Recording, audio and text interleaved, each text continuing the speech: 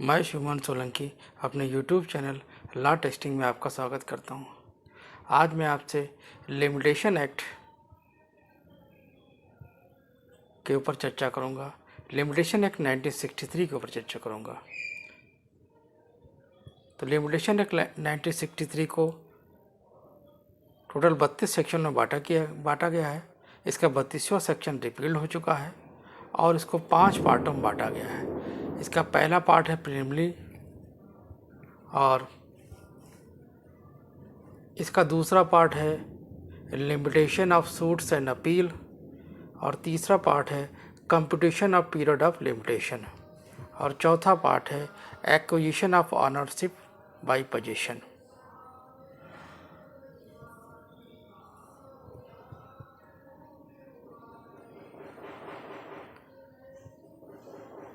और इसका 5वां पार्ट है मिसलेनियस।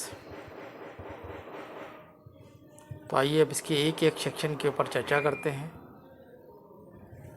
कि इसका सेक्शन क्या कह रहा है।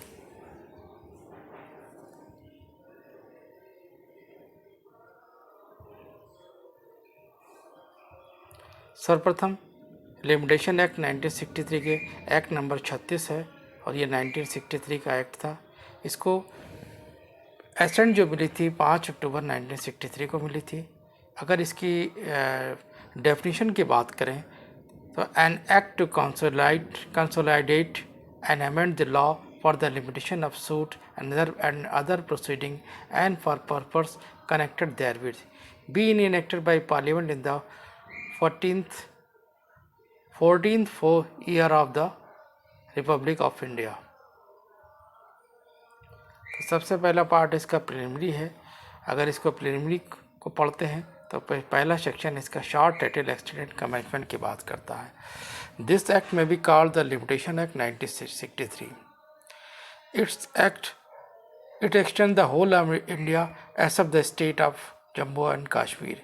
परंतु जम्मू कश्मीर रीऑर्गेनाइजेशन एक्ट के पारित हो जाने के बाद अब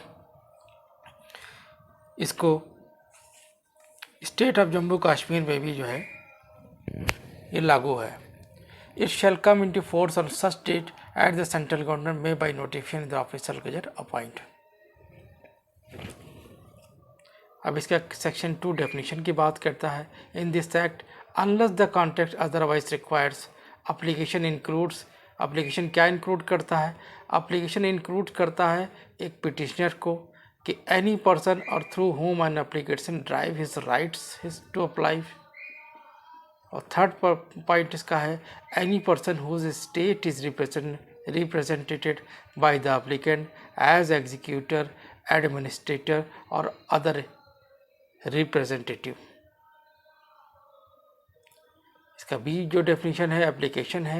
एप्लीकेशन क्या इंक्लूड करती है? Application include petition. एप्लीकेशन क्या इंक्लूड करती है? Application include petition.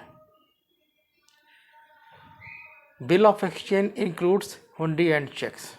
Bill of exchange क्या इंक्लूड करता है? हुंडी एंड चेक्स को इंक्लूड करता है। डी पार्ट जो इसकी डेफिनेशन है बॉन्ड्स की बात करती है। बॉन्ड्स क्या इंक्लूड करता है? Any instrument where by person oblige himself to pay money to another on condition that the obligation shall be void if a specified act is performed or is not performed as the case may be।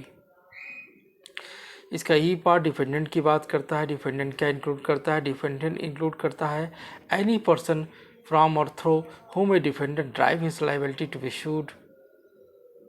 Second point इसका है any person whose state is represented by the defendant as executor, administrator or other representative। F point easement की include करता है कि easement क्या include करता है? A right not arising from contract, ऐसा राइट जो कॉन्ट्रैक्ट से अराइज नहीं हुआ है। By which one person is entitle to remove and appropriate from his own profit any part of the soil belonging to another or thing for going in or attach or subsisting upon the land of the another.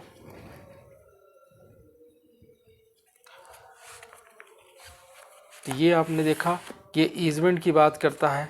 अब foreign country की अगर हम बात करें तो foreign country means any country other than the India. यानी कि ऐसी कोई कंट्री जो कि इंडिया में नहीं है।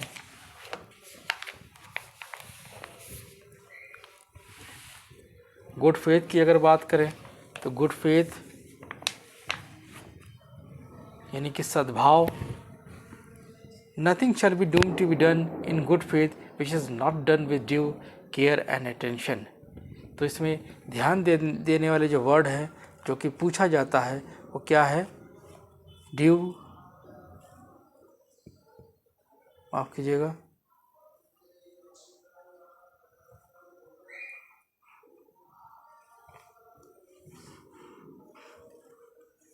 Due care and attention. क्योंकि अक्सर जो है प्री में पूछा जाता है कि गुड, अगर लिमिटेशन एक्ट में गुड फेथ है तो गुड फेथ क्या इंक्लूड करता है? With due care and intention. अब प्लेंटिफ इंक्लूड्स, प्लेंटिफ क्या इंक्लूड करता है? एनी पर्सन फ्रॉम और through whom plaintiff derive is right to sue, any person whose state is represented by the plaintiff as executor, administrator or other representative। यानी कि वादी के अंतर्गत आता है वह व्यक्ति जिसे या जिसके माध्यम से वादी वाद लाने का अपना अधिकार उत्पन्न करता है। दूसरे में है कि वह व्यक्ति जिसको संपदा का प्रतिनिधित्व वादी द्वारा निष्पादक, प्रशासक या अन्य प्रतिनिधि के रूप में किया जाता है। जे इसकी इम्पॉर्टेंट डेफिनेशन है वो पीरियड ऑफ लिमिटेशन की बात करती है, और इसी में एक डेफिनेशन और छुपी है वो प्रिस्क्राइब पीरियड की बात करती है। यानी कि पीरियड ऑफ लिमिटेशन और दूसरी इसकी डेफिनेशन है वो है प्रिस्क्राइब पीरियड। तो period of limitation mean the period of limitation prescribed from any suit, appeal or application by the schedule, and the prescribed period means the period of limitation computed in the accordance with the provision of this act। परिसीमा काल से वह परिसीमा काल अभिप्रेत है जो किसी वाद, अपील या आवेदन के लिए अनुसूची द्वारा विहित है, और विहित काल से वह परिसीमा काल अभिप्रेत है जो इस अधिनियम के बंधों के अनुसार संगठित परिसीमा काल है।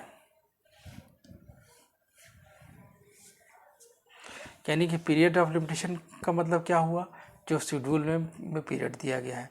प्रेस्क्राइब पीरियड का मतलब क्या हुआ? कि जिस लिमिटेशन पीरियड की आपने इस एक्ट के अनुसार गणना की है। अब इसके अगले सेक्शन की ओर चलते हैं। जो के डेफिनेशन इसकी जो बताती है वो प्रॉमिसरी नोट की बात करती है।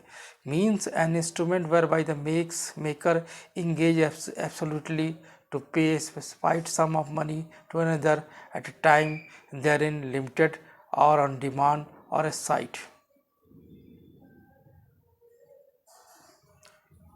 वचन पद से ऐसी लिखित अभिप्रेत है जिसके द्वारा उसके रचयिता किसी अन्य को धन की कोई निर्दिष्ट राशि उसके परिसीमित समय पर या मांग की जाने वाली दर्शन पर देने के लिए अत्यंतिका वचनबद्ध होता है।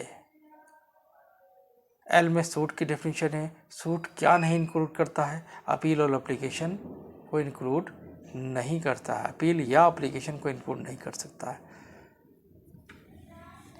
तो इसमें अगर प्री में क्वेश्चन जो आता है उस तरीके से आता है जहाँ पर लिखा होता है कि suit does not include appeal and application, तो और की जगह वहाँ पर एंड लगा देते हैं, और नॉर्मली आदमी इस चीज़ को नहीं समझ पाता है, वो अपील और एप्लीकेशन दोनों को लगा देता है, जबकि यहाँ पर एन अपील है और एन एप्लीकेशन है।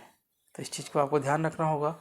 टार्स means a civil wrong which is not exclusively the breach of the contract or the breach of the trust.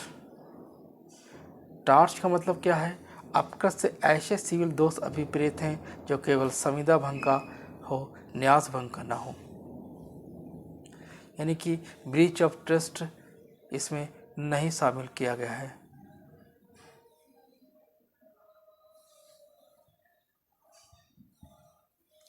न्यासी की बात करें, trustee does not include benamidar, a mortgage remaining in position or after mortgage has been satisfied or a person in wrongful position without title. न्यासी के अंतर्गत बेनामीदार बंधक की तुष्टि हो जाने के बाद कब्जे में बने रहना बंधकदार या हक के बिना सदोष कब्जे रखने वाला व्यक्ति आता है। तो ये आपने आज अपने पार्ट 1 में जो इसके short title extend and commencement पर चर्चा की गई है, डेफिनेशन क्लॉज पर चर्चा की गई है। इसके पार्ट 2 पर और इसके अन्य सेक्शन के ऊपर चर्चा मैं अपने आने वाले लेक्चर में करूँगा। अगर आपको मेरा चैनल समझ में आता है तो कृपया इसे लाइक करें, सब्सक्राइब करें, शेयर करें। धन्यवाद।